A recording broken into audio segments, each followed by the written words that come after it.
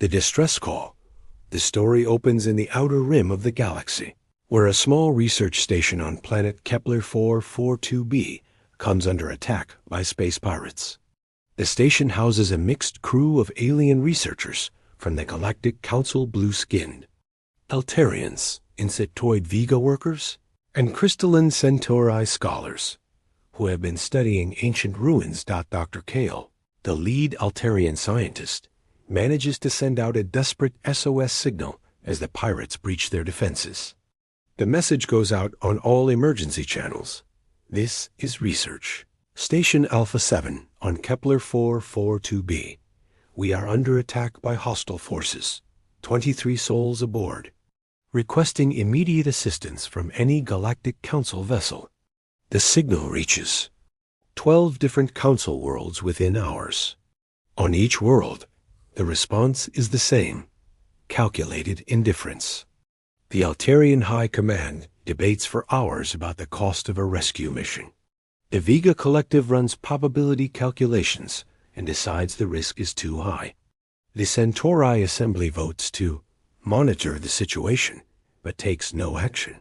Meanwhile, on the remote human colony of New Terra, a communications officer named Tom picks up the faint distress signal. Humans are not part of the Galactic Council. They're considered too young, too aggressive, and too unpredictable by the older races. But Tom doesn't hesitate. He runs to his commander, Captain Reed, with the message. "Sir, we've got a distress call from the Rim.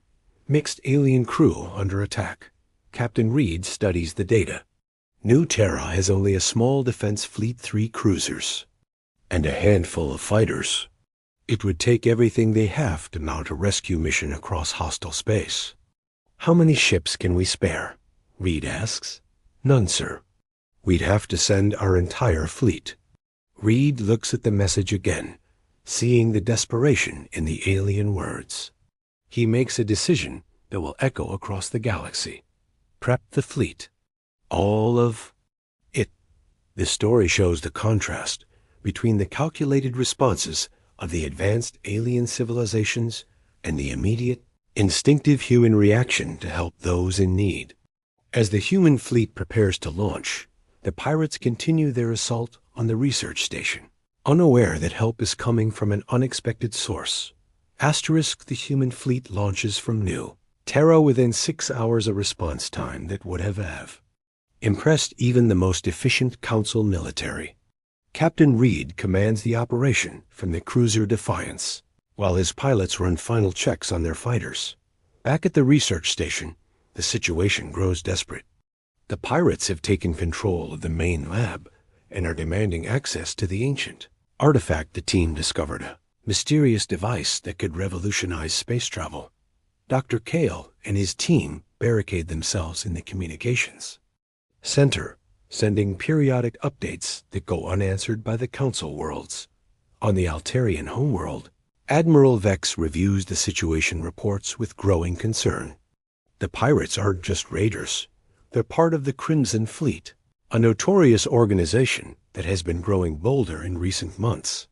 But the vote has been taken, and the Council will not risk their advanced ships for a remote research station.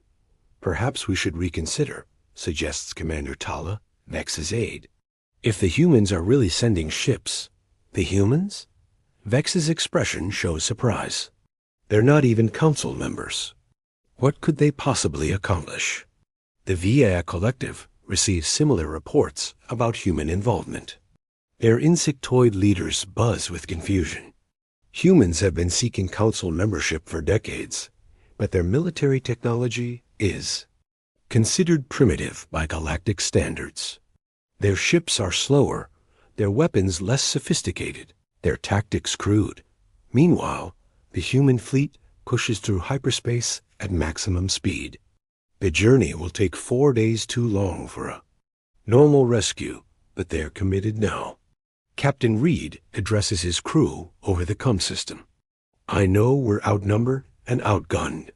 The pirates have better ships, better weapons, but they don't have what we have, the certainty that we're doing the right thing." The pirates, led by a cruel captain named Slade, grow impatient with the aliens' resistance. They begin executing members of the research team, one by one, broadcasting the murders across the galaxy as a warning to others. The Council worlds watch in horror, but their fleets remain in dock. Only the humans keep coming. Dr. Kale, wounded but alive, manages to detect the approaching human fleet on his sensors. The signature is unmistakable, primitive but powerful. Like everything about humanity, he can't believe what he's seeing. They're really coming, he whispers to his surviving colleagues. The humans are coming. The human fleet arrives at Kepler 442b to find a scene of devastation. The research stations. Shields have failed, and bodies float in the vacuum around the facility. Only 7 of the original 23 researchers remain alive, trapped in the communications center as the pirates prepare for their final assault. Captain Reed surveys the situation from the bridge of the Defiance. The Crimson Fleet has 15 ships, sleek, modern vessels that outclass anything in the human fleet.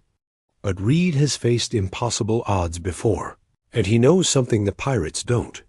Humans fight differently when lives are on the line. Sir, reports Lieutenant Kane, we're picking up quantum signatures from multiple Council fleets. There, holding position at the edge of the system, Reed's jaw tightens. The great galactic civilizations are here watching, waiting, but not helping. The Altarian 7th Fleet hangs in space like silent judges, their advanced ships capable of ending this battle in minutes. But they won't act. Admiral Vex, commanding the Altarian fleet, watches the human ships deploy with growing amazement. Their tactics are unorthodox but effective, using their smaller fighters to harass the pirate vessels while their cruisers provide cover. It's primitive but brave. Should we intervene? Asks Commander Tala. Our orders are to observe, Vex replies, but his voice lacks conviction. The battle begins in earnest. The human fighters, though slower than their alien counterparts, prove incredibly difficult to hit. Human pilots have a reputation for unpredictability, and they use it to their advantage, executing maneuvers that would terrify more rational minds. But the pirates' superior technology begins to tell. The human cruiser Valor takes a direct hit and begins to list. The Defiance loses her port weapons array. For every pirate ship damaged, the humans pay a heavy price. Inside the research station, Dr. Kale watches the battle with growing anguish.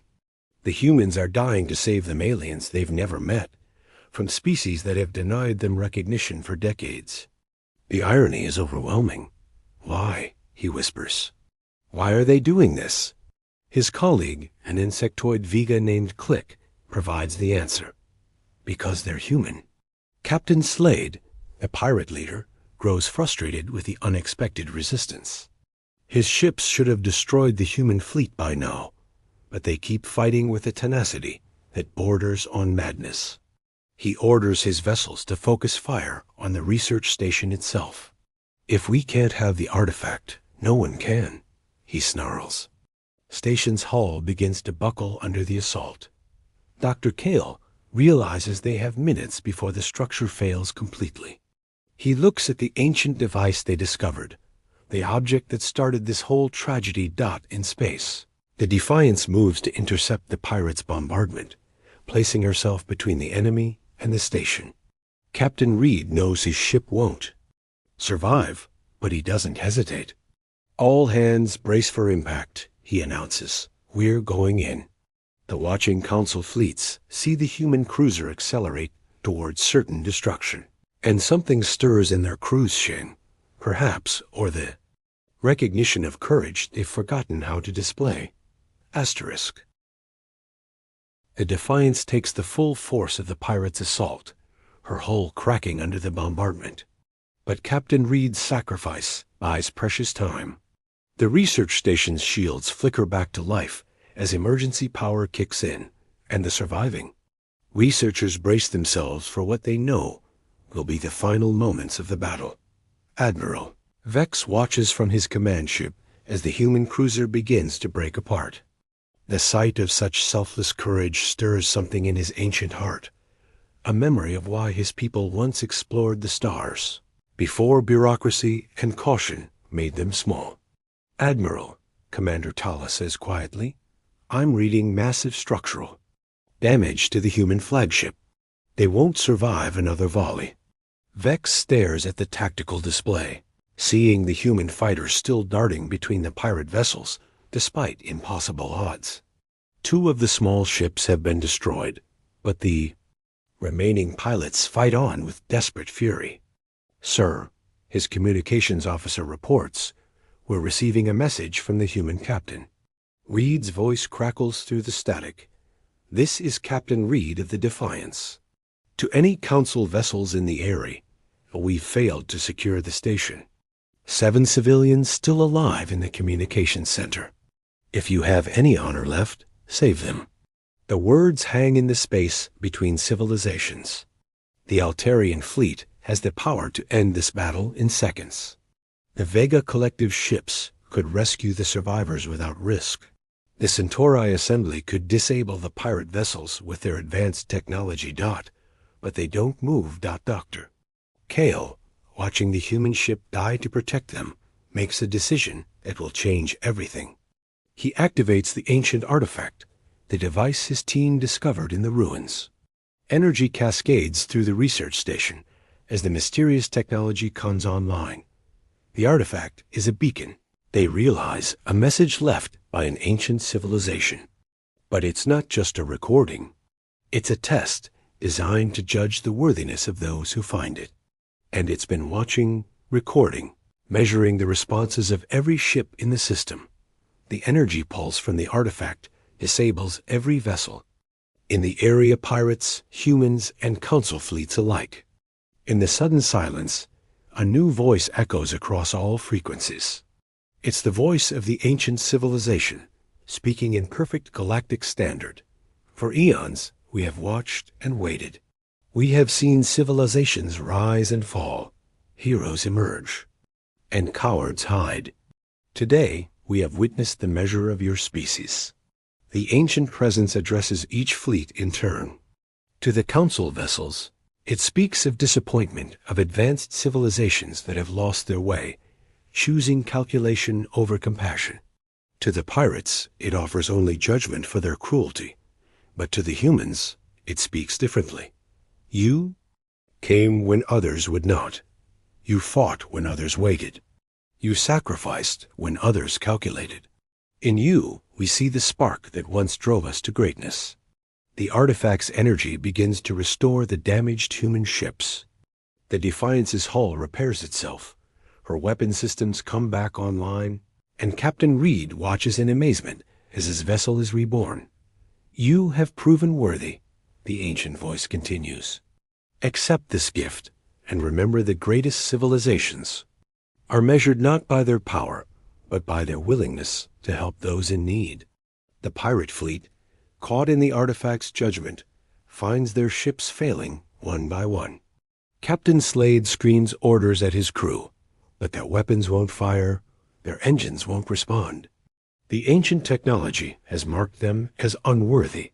The human fleet, now enhanced by technology beyond their understanding, moves to secure the pirates and rescue the survivors. But the real victory isn't in the battle. It's in the message being broadcast across the galaxy. Every council world receives the transmission. Every civilization sees the judgment rendered by the ancients. The humans, dismissed as primitive and unworthy, have been chosen as the inheritors of the greatest archaeological discovery in galactic history. Admiral Vex stares at his tactical display, watching the enhanced human ships work with impossible efficiency. His aide, Commander Tala, speaks what they're all thinking. We failed them. We failed ourselves. 3 months after the battle at Kepler 442b, the galaxy has changed. The ancient artifact's judgment has been studied, analyzed, and debated on every council world. The message is clear. The older civilizations have grown complacent. While humanity has retained the spark of heroism, that once drove galactic exploration. New Terra. Captain Reed stands in the newly constructed Council Embassy, the first ever built on a human world. The man who was willing to sacrifice his ship and crew to save strangers now finds himself at the center of a diplomatic revolution. Dr. Kale, fully recovered from his injuries, serves as the alien liaison. The Altarian scientist has become humanity's strongest advocate in the Council, his voice carrying weight because he witnessed their courage firsthand. The Council has voted, Kale announces to the assembled human delegation. Humanity is hereby granted full membership with all rights and privileges. Moreover, you are to be granted a seat on the High Command, the first new member in over 3 centuries. The decision hasn't been unanimous. Many Council worlds still question humanity's readiness for such responsibility. But the ancient artifacts, judgment cannot be ignored, and its enhancement of human technology has made them impossible to dismiss. Admiral Vex, now serving as the Council's military advisor, reviews the new strategic reports. Human fleets patrol the Outer Rim, responding to distress calls that would have been ignored for months under the old system. Piracy has dropped by 60% in sectors under human protection. They're changing everything, Commander Tala observes. Response times, casualty rates, civilian confidence, it's all improving. Vex nods grimly. They're doing what we forgot how to do. They're acting like heroes. The enhanced human technology has proven remarkable. Ships repair themselves. Weapons systems adapt to new threats, and defensive capabilities far exceed anything the Council has seen.